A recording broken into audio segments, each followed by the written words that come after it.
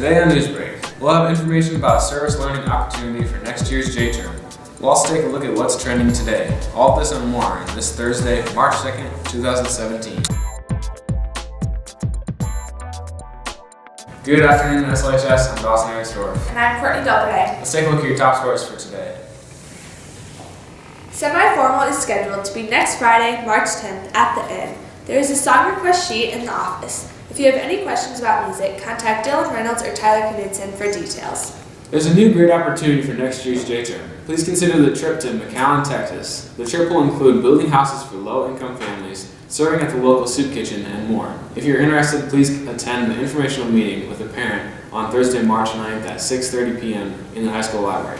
See Mr. or Mrs. Bullitt with questions. The Spirit Lake FFA chapter is holding their sponsored dinner event tonight in the high school commons from 5 to 7 p.m. The event will include a dinner and a short program. The show choir and vocal jazz groups would like to invite everyone to a show that's close to home on Saturday at Emmitsburg. The show choir performs at 12:40 p.m. The vocal jazz performs at 3:40 in the Emmitsburg Auditorium. A pickleball intramural is scheduled for Thursday, March 9th. Singles starts at 7 p.m. with doubles to follow. Sign up with Coach Beloy if interested.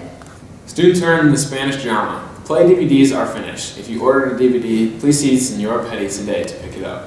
There is an invitation to any high schooler who is interested in the arts to attend the next Art Society event at the Pearson Lakes Art Center. The theme for the next meeting on Thursday, March 9th is Symbolism. It is free to attend, and if you have any questions, contact Mrs. Brunsma. Spirit Lake Park Track clothing order is available in the office. Sign up by March 10th if you're ordering. Please make checks out to Spirit Lake Park Track. All personal items in the wrestling or football locker room need to be removed by the end of the day today. All remaining items will go to lost and found or the trash. This locker room will be closed for the remainder of the school year. Boys interested in going out for tennis this spring, please sign up in the office. The next ACT day is April 8th, and the registration deadline is tomorrow. There will be a boys and girls soccer player-parent meeting this Sunday, March 5th at 6 p.m. in the SLHS Commons. There is a sign-up sheet in the office for girls tennis. Makerspace openings are available on Tuesdays and Thursdays during common time. Sign up on FlexiSched to reserve your spot. Happy birthday over the long weekend to Aaron Black, Gage Tolman, Noah Hendrickson, and Blake Shadle. Now we're going to send it over to Kyler with today's weather. Alright, so taking a look at today's weather, we'll see mostly cloudy skies throughout the day today with a chance of flurries this afternoon.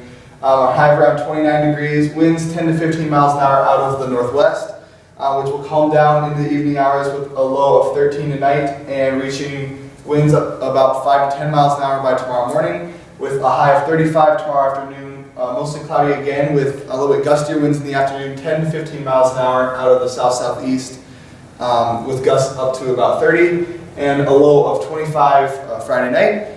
And then going into Saturday, we can see these clouds clear off and mostly sunny skies with a high of around 50, so getting much warmer there, and a low of 38 Saturday night, which will become even warmer on Sunday going into the early parts of next week. So let's look at your weather. Back to you guys.